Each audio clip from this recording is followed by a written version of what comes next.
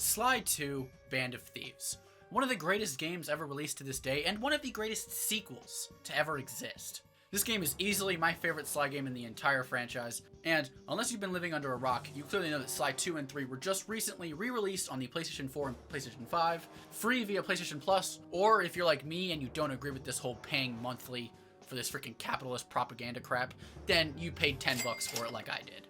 Anyways, in addition to these games being on PS4 and PS5, we also got a brand new trophy list, and these ones are a lot better than the one on PS3. The trophies on PS3 were basically all just progression based and things that you'd normally do anyways. The new Platinum trophy is a lot better. This time it has 35 trophies, with 8 of them just being straight up progression for completing each chapter in the game, and then an additional 8 for opening each safe in each chapter. So you have 16 progression based ones, and then the other 18 are entirely unique. How they did it this time was they kind of spread it around so that each chapter has 1 to 2 new and unique trophies, as well as having their 2 progression based ones. This Platinum trophy was a lot of fun, and in my opinion it was the epitome of what a Platinum trophy should be. Without further ado, let's get started and take a look at Chapter 1, the Black Chateau. My personal favorite chapter in the entire game. The first trophy in this chapter was actually a very weird one, but I guess you could technically say it was still unique. All you had to do was just walk around, find 5 briefcases, and destroy them. This was extremely easy because this chapter has I want to say 20 briefcases. There's a lot. But it's still something that not every player would just naturally do. And the second one, and I can't believe I'm saying this with the game being 20 years old, I actually never knew that you could do this. So in Disco Demolition, as Bentley, if you go into that middle area next to the little disc spinning thing, and you hit one of them, it plays the Dimitri Greasy Sweet remix. I think that's what it's called. And it's the most banger song in the entire game. Absolute peak. Yet I didn't even know you could do this. I knew the song was in the game, but I didn't know where. So I know now, and I'm never gonna not do that because it's the greatest song in the freaking game. While we were in this chapter, we also decided to get 2 very easy trophies that you can get at any point in the game. It's not chapter specific. We pickpocketed 5 treasures from guards without being caught. I literally pickpocket every single person I see that has a treasure, and I'm a stealth god, so I never get caught anyways. So this was a very easy trophy, as was defeating 5 guards with the Fists of Flame as Murray. Because it doesn't even matter if you get hit. The Fist of Flame is an instant kill move.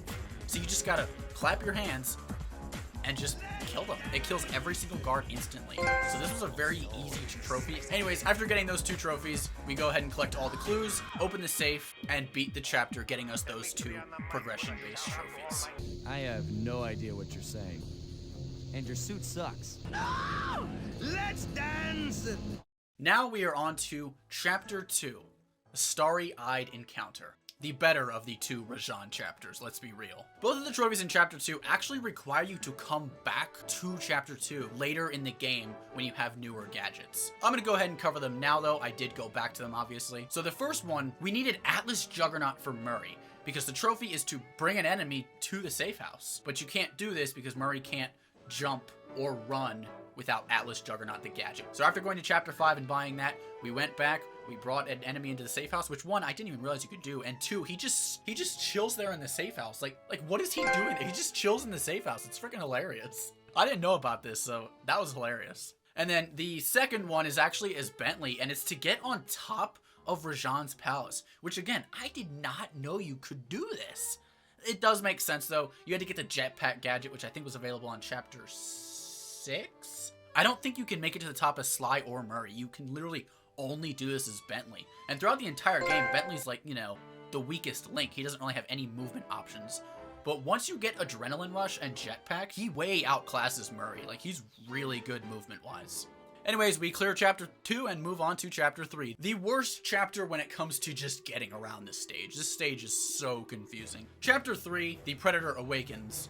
This chapter really wasn't that bad. It didn't have anything crazy. We had to destroy 10 briefcases, which are a little bit more rare in this chapter, but I still got it accidentally without even trying. And then this next trophy is once again another thing I did not know. So normally, on one of the missions, you have to destroy the dam with a helicopter, but you can actually go back into this helicopter at any given point after this mission. I failed to realize that you could ever do that. So all we had to do for the gadget was just go back in the tower, back in the chopper, and kill 3 enemies. which sometimes only 1 or 2 spawn, you're allowed to leave and just go right back in, and then the enemies will respawn. So as soon as you kill 3 of them outside of a mission with the helicopter, you get the trophy. That's it for Chapter 3.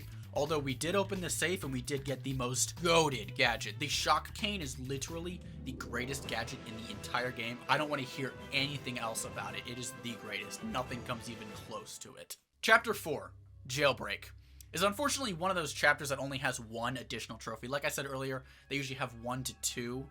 This one only has 1. This one was very simple. We just had to use the snooze bomb, reduction bomb, and health extractor gadget as Bentley on the exact same enemy. So literally you just put him to sleep, shrink him, and steal his health. It's nothing crazy. You just had to go back to the gadgets. I figured while we were here backtracking in Chapter 4, I also decided to get the trophy for shrinking 4 enemies at the same time.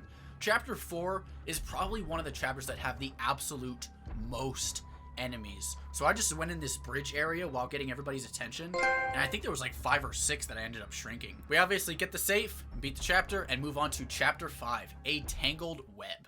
Now these trophies were actually really tricky and very unique. The one titled Gone But Not Forgotten was extremely confusing, and I'm not gonna lie to you guys, I'm not gonna lie. I had to ask my viewers for help. I don't really know how to explain this, but it's during the ghost mission where you have to capture all the ghosts. After you destroy the tomb, you have to destroy 4 little wolf statues surrounding it, go into a specific corner, like the top left pillar, and then zoom in your binocular, turn around, and look at the tomb. Once that's done, an Easter egg of Rocket from Sucker Punch's very first game actually shows up as a reference. Now, unfortunately, I don't know anything about this game, but I can imagine for anybody who knew about this game, it was a really cool Easter egg. And I'm honestly wondering how you're supposed to figure that out. Like, without YouTube or Google, how are you supposed to figure that out in the first place? The next trophy is to beat up 5 wolf enemies in the area where the safe is without getting detected. This one was actually fairly difficult. The game intended for you to use the rage bomb, which is supposed to like blow up, distract the enemies, and make them kind of go after each other. But all they end up doing is just spinning around in a freaking helicopter, which they can't even hit themselves with that move. Helicopter, helicopter! I just ended up using my electrical cane. Kill one, run away so they don't catch me. Kill another, run away. And then by the time I did get to the last 2, I did have to use the rage bomb just to kind of distract them a little bit. That way I could pick off those last 2 kills. But yeah, if you're having trouble with this one, I would just say, honestly, rely on the electric cane. Anyways, that is it for Chapter 5.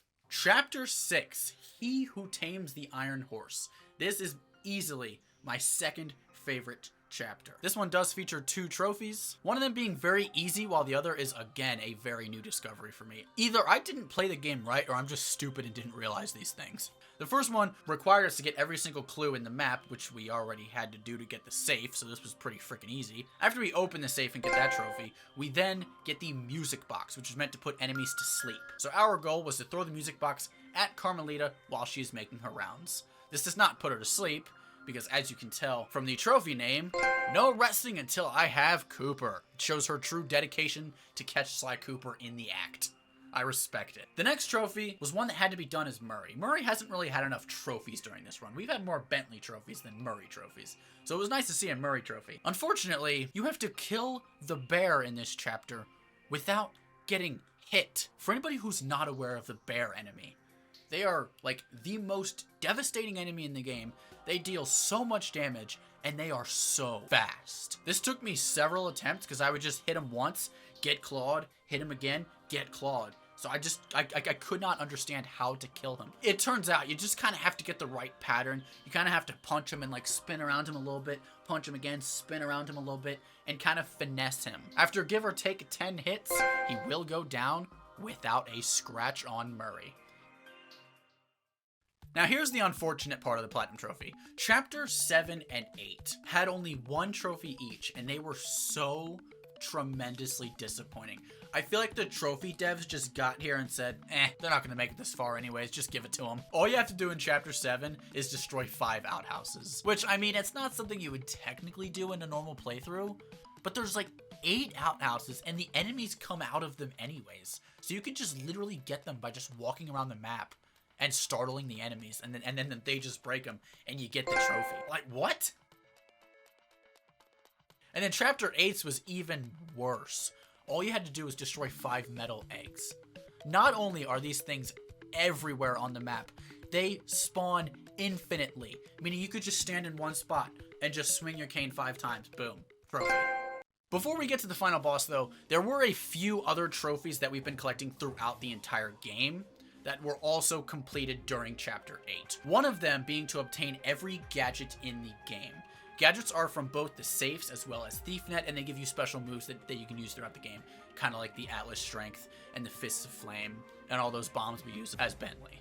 Now, I think this trophy only tracks the ones from ThiefNet because I got it during Chapter 8 before opening Chapter 8's safe. So I didn't technically have the invisibility gadget, but it still gave it to me. I'm just assuming that they know that these safes are trophies, so why bother tracking those? I don't know. Now, I imagine getting every gadget in the game probably could have been a relatively tricky trophy if you guys didn't get all the treasures and pickpocketing throughout the game. But I pickpocket so much that we had enough for almost every gadget. We just had to do a little bit of like grinding, but it wasn't actually grinding because we were still doing Chapter 8. And speaking of looting enemies, easily the hardest trophy in the entire game is the Master Thief trophy. This gold trophy is acquired by having the player sell 50 unique treasures to ThiefNet. For reference, there are only 54 unique treasures in the entire game. 30 from pickpocketing and 3 collectible treasures that you have to bring to the safe house in each chapter, totaling to 24 of them. Fortunately, because I am a thieving god, I naturally pickpocket everybody. So luckily, I was able to get this trophy at the literal last second, right as I was backtracking to the safe house to go to the final mission to beat Klakla. We actually got this trophy. No backtracking and no grinding needed. It was such a blessing because people were saying I'm going to have to backtrack for it. But we got so lucky. And with those out of the way, we defeat the worst final boss in the entire trilogy, Paralyzed Bentley, and complete the game, granting us our final regular trophy, as well as the sweet, sweet platinum. Thank you guys so much for watching this video. Let me know what you guys think of a platinum trophy video from Baninja. This is the first time I've ever done a platinum trophy video, so I don't know if I did the layout right. I don't know if you guys enjoyed it, if it was well placed. Please let me know. If you want to see more platinum trophies, I don't really like platinum trophies, but I don't mind it for games that I really like. The reason I don't like platinum trophies is because, in my opinion, a trophy should be 100% of the game plus more, which is why I actually loved this platinum trophy so much. Because as you can see in the bottom left corner of my screen after beating the game, 100%. But we also did those Easter eggs and the extra low gadget usages, and there was just so much extra content that this platinum trophy showed off. And I think that this just proves that this is what a platinum trophy should be. Anyways, let me know what you guys think. Thank you so much for watching. Hope you guys enjoyed. If you guys are watching this on the day of release, I am likely in the middle of a subathon during the weekends, so feel free to join if you'd like. And every new subscriber adds more time to the timer, and I may just be streaming endlessly, who knows? If this video gets 100 likes, I will get the platinum trophy for Sly Cooper and the Thievius Raccoonus, the very first in the franchise. Cheers to an amazing 2025. Baninja out.